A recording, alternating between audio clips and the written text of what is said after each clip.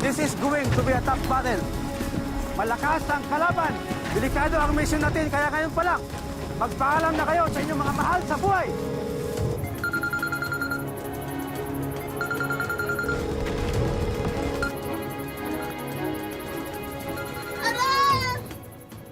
Sa gitna mismo ng giyera, nabuo raw ang pagmamahalan ni na Denemar at Christine.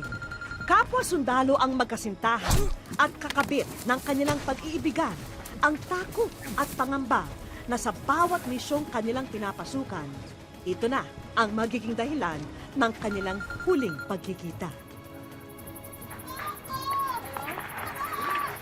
Hello? Hello?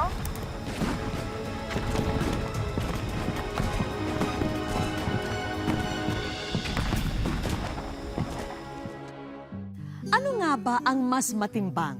Ang pagmamahal sa bayan o pagmamahal sa kasintahan? Matutunghayan po natin ang kwento ng dalawang pusong umiibig, ngunit pilit na pinaghihiwalay ng kaguluhan at digmaan. Magandang hapon po, ito po ang Wish Ko Lang. At Is, magpahinga muna kayo.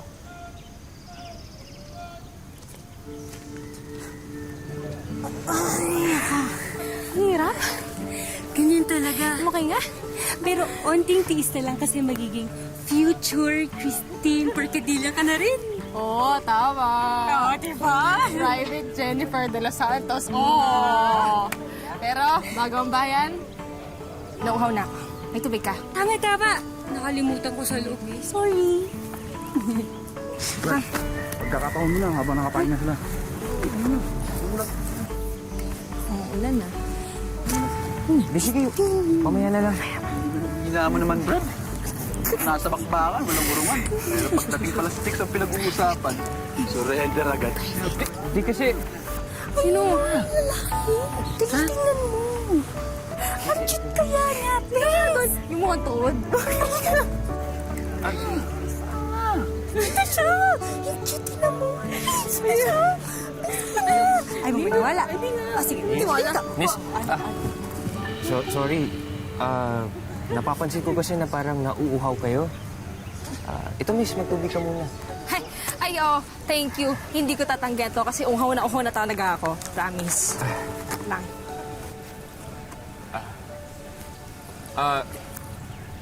Corporal Denemar Albani nga pala. Sorry po. Christine. Christine po. Yun pala yung pangalan mo. Soon to be private, Christine. Baka gusto mong bitawan na yung kamay ng best friend ko kasi kanina mo pa hinahawakan. Pasensya na. What are you doing, Corporal Albani? Commander! Hello, Commander. Tumutulong lang po sa kapwa kong sundalo. May nag-utos ba sa'yo na gawin yan? Wala po, Commander. Then, I will charge you with insubordination, Corporal. Kung nasa gera ito, tinamaan ka na dahil dyan sa inaasal mo. Hindi ka sumusunod! Back to formation! Now! Private de los Santos, Private Porcadilla, give me 100 push-ups now! Ulam! Ano nga yun? Ulam. Grabe, parang walang love life. Please. Bilang. Grabe. Bilang. Go. 1, 2, 3.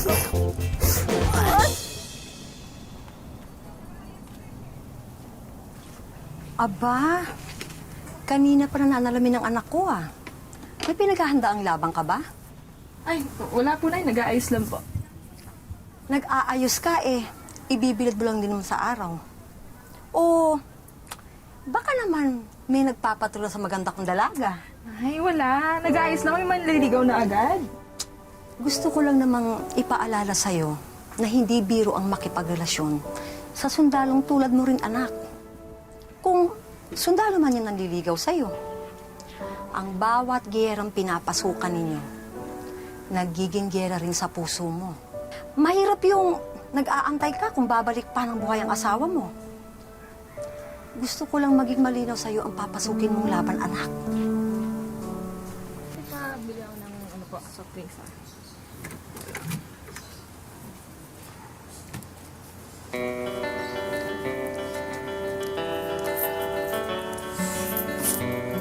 Salamat po. Ay, ate, sandali lang. MJ, pakiabot nga yung ano dyan. Oo, okay na. Miss, oh. Sa akin po to? Oo, may nagpapabigay lang. Ano daw eh. It's an order daw eh.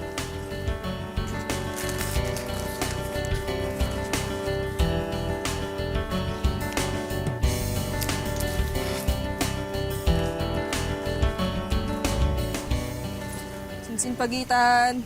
Na! Harap sa kanan! Sige mo. Na!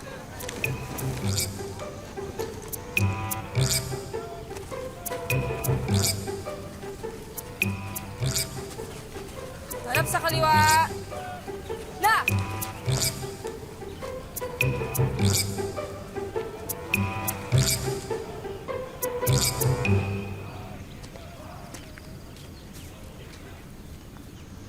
May nakakatawa ba, Private? Ma'am, request for permission to sound of ma'am. Sound off! Ma'am, wala po, ma'am.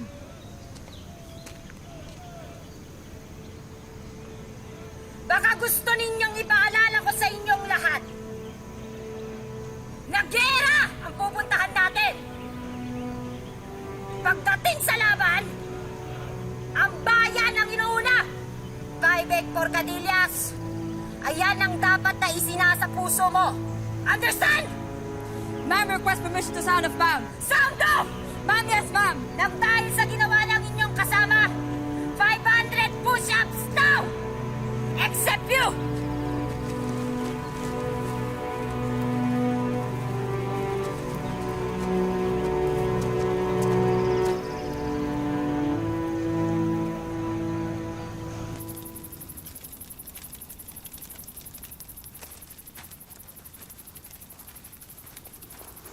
Oh. Akala ko di ka na dadating. Akala ko di na rin ako pupunta eh, pero... Pero pumunta ka pa rin. Paano mo nakuha ang number ko? Intelligence. Alam mo may biruin ah. Ganyan ah. Ganyan. Uy, bakit? Seryoso naman ako ah. Seryoso? Seryoso ka talaga? Eh, paano kung sa ibang lugar tayo madestino? O kaya, paano kung ilang buwan, o ilang linggo, o ilang taon tayo hindi makita? Paano kung makakasiguro na loyal ka? Yun naman pala eh. Naku, ngayon pa lang nagsiselos ka na. Paano pa kaya kung tayo na? O sige, ito, Christine. May bibigay ako sa'yo. Okay?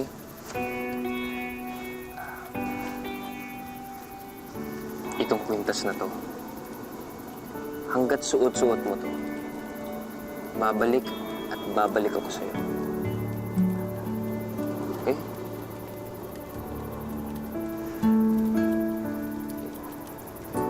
Okay. At ito naman,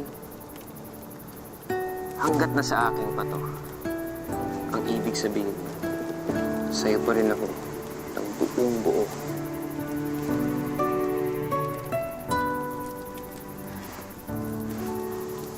Alam mo, ang lakas mo talaga mambola, no? Oo, ang lakas mambola. It's the truth. Totoo naman eh. Alam mo, konting na lang, mabobola mo na ako eh. Konti na lang. Talaga ah. Kung mga konti pa, Talaga, ilan pa? mga...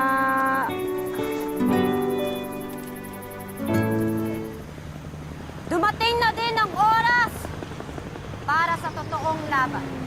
Masusubukan na ang inyong mga tibay. We just received an order ng 33rd Infantry. Makabayang Batalyon ay paghihiwalayin muna. Ang iba ay madedestino sa Sultan Kudarat. Understood? Makabayang Batalyon, you are now dismissed! Bagamat mahirap para sa magkasintahan ang mahiwalay sa isa't isa, kailangan daw unahin muna ang mga tungkulin nila. Si Christine ay isang medic na nakastasyon sa kampo, habang si Denemar naman ay isang radio man na pinapadala sa isang misyon. Kuy Bes, okay ka lang ba? 2 araw ka na walang pahinga. Hindi. Akala nilalagnat lang ako. Hindi, sigurado ka ba o iniisip mo na naman si Denemar? Bes! Bes! Tulungan na ako, Bes! Bes ko! Bes!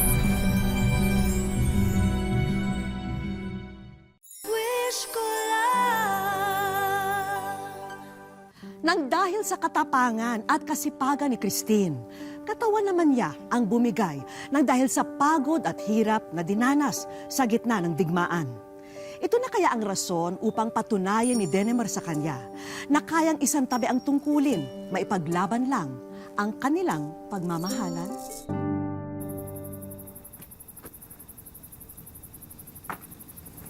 Bes.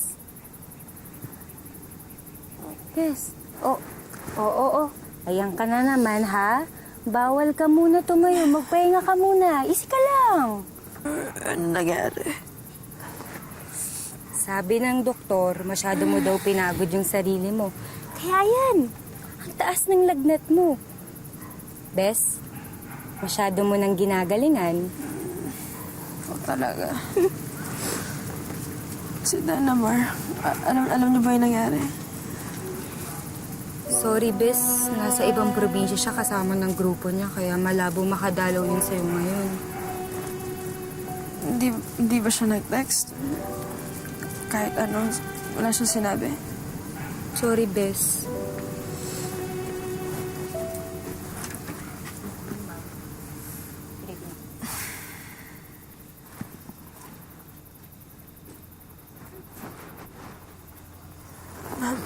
You may dismiss private. Ma'am, yes, ma'am.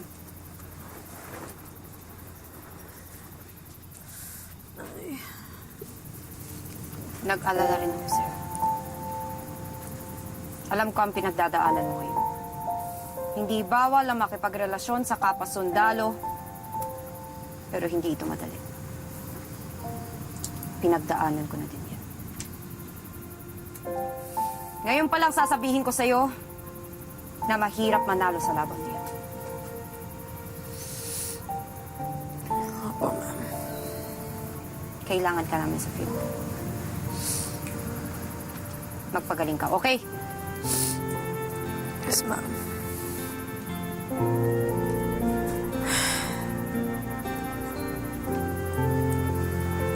Naitama ko pala kayo.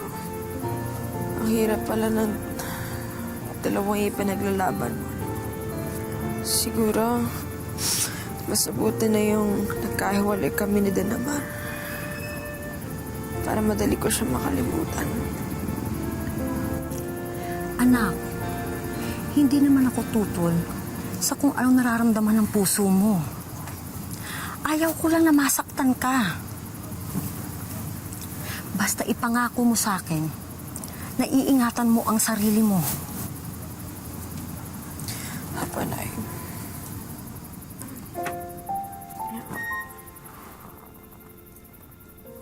Halos 2 linggong naratay sa ospital si Christine. Ngunit ni minsan, hindi siya dinalaw ni Denemar. Kaya napagtanto niya na bago bumalik sa duty, tutudukan na niya ang kanilang relasyon. Okay, men. This is going to be a tough battle. Delikado ang mission natin, kaya ngayon pa lang. Magpaalam na kayo sa inyong mga mahal sa buhay. Okay, men. Boom.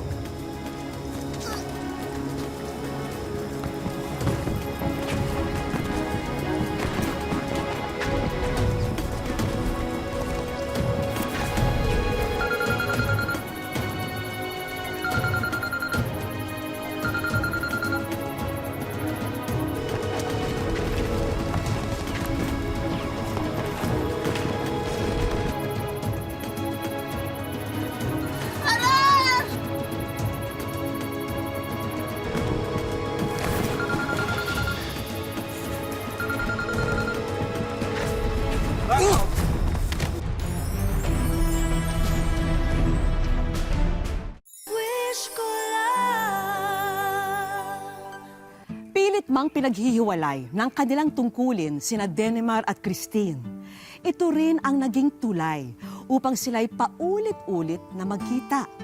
At hindi rin inaasahan ni Christine na titibok muli ang kanyang puso para umibig kahit na pilit niyang tinalikuran ang magmahal muli. Hello? Hello? Hello?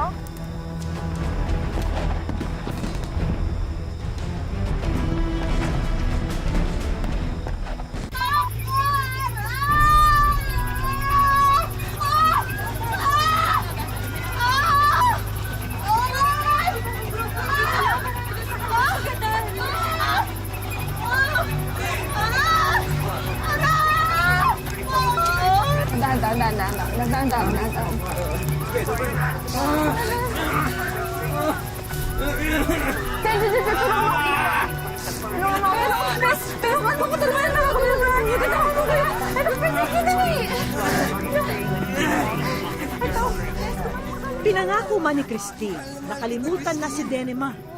Nanumbalik ang kanyang nararamdaman para sa kasintahan nang makita siyang sugatan sa gitna ng laban. Sa tulong ni Christine, muling nanumbalik ang sigla at lakas ni Denemar. Uy, suot mo yung kwintas sa... Halika nga dito. May ipapakita ko sa'yo. Ano yun? Palukuhan mo, Basta. Oh, kita mo to. Diba nag-promise ako sa'yo na hindi ko to wawalain? Alam mo ba, gustong-gusto kitang bisitahin sa ospital. Pero isang beses ako pinayagan ng mga superior ko eh. Sorry na lang kung... Kalimutan mo na yun. Basta importante nandito ka, kailangan mo magpagaling. Okay? Pero parang ayoko pang umalis eh. Bakit? Kasi baka ma-miss kita. Duty first, okay? Duty first? Okay. Aray. May masakit. Saan? Tulong. Saan? Uy! Aray, Saan masakit? dito. Sa pisngi. Saan? Sa pisngi, masakit. Ikaw niluloko mo ko eh. Sige na, masakit eh. Sige na nga.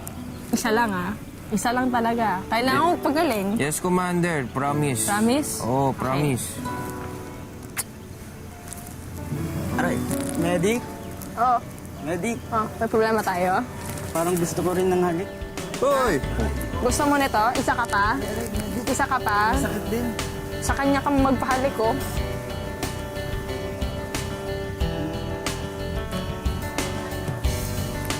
Hindi, pero parang masakit pa rin eh. Okay na yan. Tama na yun. Talaga. Hindi, yung kabila. Okay na yan. Hindi nagtagal, nagkasama muli ang magkasintahan sa iisang batalyon. Pero ang hindi alam ni Christine, iba ang pakay ni Denemar sa misyong ito. Sigurado ba kayong okay na? Sige na, kami nang bahala dito. Kinakabahan ako.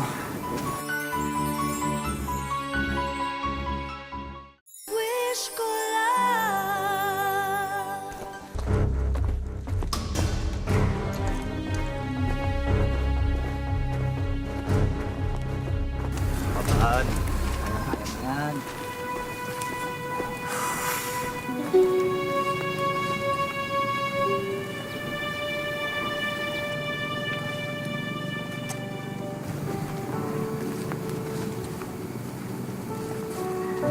Private Christine Porcadilla.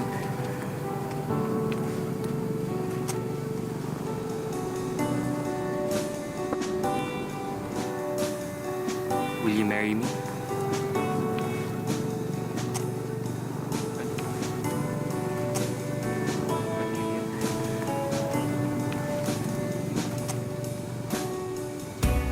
Yes, Sergeant.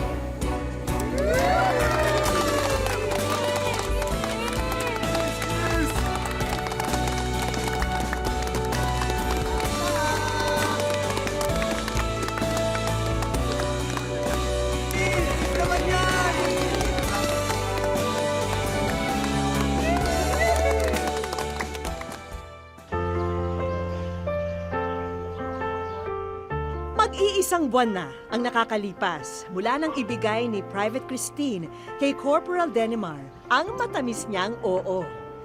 Pero para sa soon-to-be Mrs. Albani, nanunumbalik pa rin ang mga makukulay at minsay malulubak na pag-iibigan. Never ako nakipagbalikan talaga sa ex. Yun yung isang rules ko, pag ex na talaga. True effort po.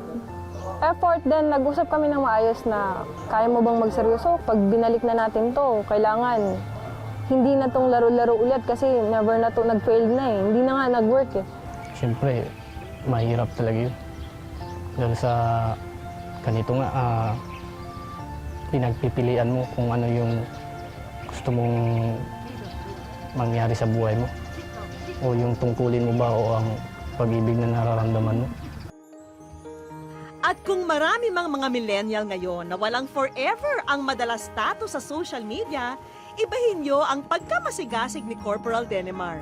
Yung unang-una kasi, ako yung nagbigay ng rules kasi patunayan mo muna yung sarili mo kung totoo ba talaga or nagjo-joke or baka ginugood time mo lang na naman ako ulit, mga ganun. Yung may mga kasama kasi siya dati na naging kaibigan ko din, kaya tinutukso kami. Uy, muling ibalik, mga ganito, ganyan, kakantsaw. Tapos hanggang yung tukso-tuksuhan na yon, parang, uy, meron pa nga talaga, may kilig pa, sabi ko. Pag nakikita ko siya, kinikilig pa ako, sabi ko ganun. Sabi ko, hindi. Pero hindi normal kasi sa akin yung kiligin mo. Kaya ayun na nga, sadyang sa mga ganitong pagkakataon, manunumbalik ang madalas nating marinig sa ating mga lolo't lola noon na pagkahaba-haba man ang prosesyon, sa marriage proposal din nagtapos. Hindi ko halos maisip na ganun yung gagawin. Nagulat na lang ako na, totoo ba ito? Parang ganun. Yung hindi mo maisip yung ano eh. Yung feelings mo kasi yung, ano ba ito? Parang ikaw lang yung isang taong nandun sa harap niya na parang hindi mo alam yung isasagot. Yung shock talaga, tapos yung sigawan ng tropa niyo. Maramdaman mo talaga yung kilig din ba? Kinakabahan ako nun. Pag nagnuto, papaya talaga ako. Ibig sabihin nun, hindi talaga kami. Private Christine Porcadilla. Will you marry me? Kaya naman nang marinig ni Corporal Denimar ang tugon ni Private Christine na... Sergeant!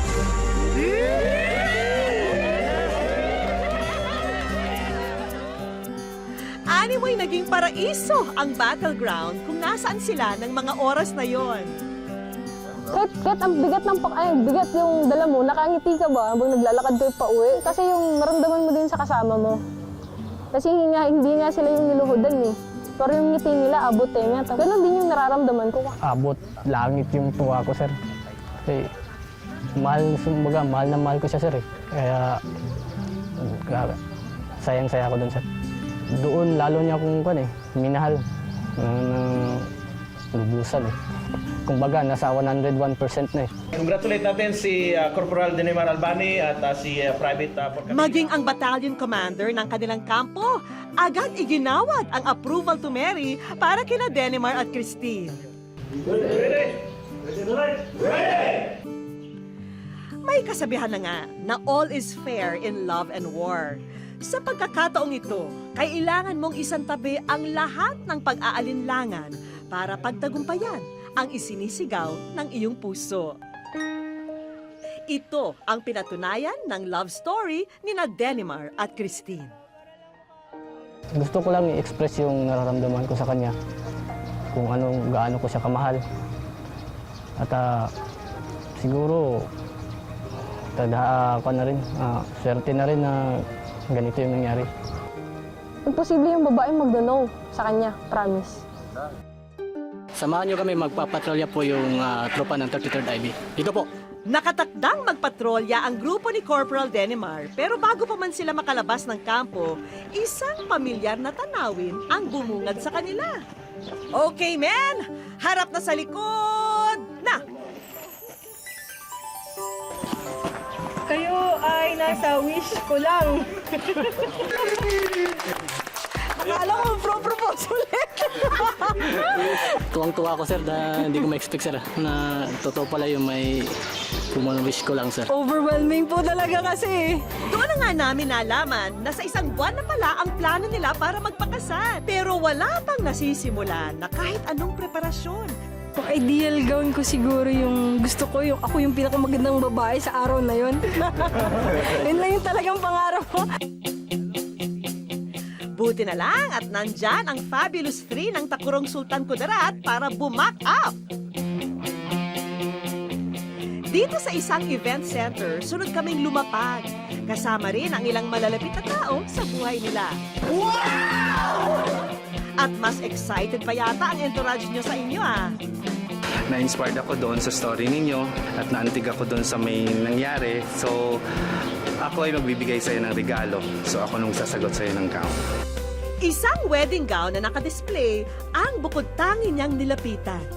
Iba raw kasi ang pakiramdam niya sa trahe de boda na ito. Pasado naman kaya ito sa mga kasama ni Christine na umaastang mga kritiko sa susuotin ng bride. Si Denemar, kapansin-pansin na hanggang tenga ang ngiti sa bumungad sa kanya. First time ko siya nakita nakasuot ng wedding dress. Maganda yung design, yung prefer ko yung dress na ganyan kasi malaki yung braso niya. Mukha at saka yung niya, nag-iba ba? Para nanging artista. Ang future groom, ano naman kayang masasabi niya? Yung napili ko agad, yung napansin ko agad na dress niya, yung sinuot niya. Na-excite ako na makita kung gaano kaganda tignan kung nasuot niya na. Nagagandahan talaga ako. Nag-yes na sa dress si Christine. Tignan naman natin kung papasa sa kanila ang trial makeup ng bride-to-be. Cool na cool ang ating makeup artist, ha? Kahit na may Armalite ang isa sa mga kasama ni Christine. At ang hatol ng mga kaibigan ni Christine... Ano, garahin mo na? Aba si Denemar, ha? Wala pa man sa altar, kilig na kilig na. Alam gumanda eh. Hindi ako makapaniwala na ganun pala yung ganun. Pag inayusan ka, lalo pa ko lang gumaganda eh. I am so blessed. Tapos maraming thank you po sa lahat. Lalong-lalo na po dun sa nag-sponsor po sa lahat na ito po. Thank you po naman, nakakaiyak. Itodo na natin to dahil para makapture lahat ng magagandang alaala sa araw ng inyong kasal, hindi nyo na rin po problemahin ang professional photographer. Namangha po kami sa inyong love affair, ang storya ng buhay ninyo at meron po kaming iririgalo sa inyo yung sa photography, mga pictures nyo kami pong sasagot. Pati ang honeymoon tour package nyo sa Cebu, pareglado na rin. Umiyak na talaga ako. Hindi po. Actually po, kahit ako po mismo, hindi din po ako idolize ng mga love story na ako rin bitter din ako dati. Kaso, hindi rin ako makapaniwala na matatagpuan ko pa pala yung forever ko. Christine, sumampa ako na ipaglalaban ang kalayaan at kasarinlan ng ating bansa. Laban sa mananakop. Pero hayaan mo akong sumumpa rin sa iyo na inalay ko ang aking buhay hanggang kamatayan para ipadama sa iyo kung gaano kita kamahal. Denemar, hayaan mong suklian ko ang wagas mong pagmamahal ng isang pangako na bukod sa pagiging isang tapat na kawal ng bansa, ay magiging isang makinang na ilaw, ako ng tahanan at ng ating mga magiging anak. Bagamat pagmamahal sa bayan ang pareho nilang sinumpaan, pinatunayan ni Denemar at Christine na may siwang pa rin ang pag-ibig at pag-asa kahit sa gitna ng digmaan. Saludo po kami sa inyong dalawa. Muli niyong pinaalala na ang pag-ibig nga naman ang tunay na rason kung bakit tayong patuloy na lumalaban. Magandang hapon po mga kapuso, ako po si Vicky Morales at ito ang Wish Ko Lang.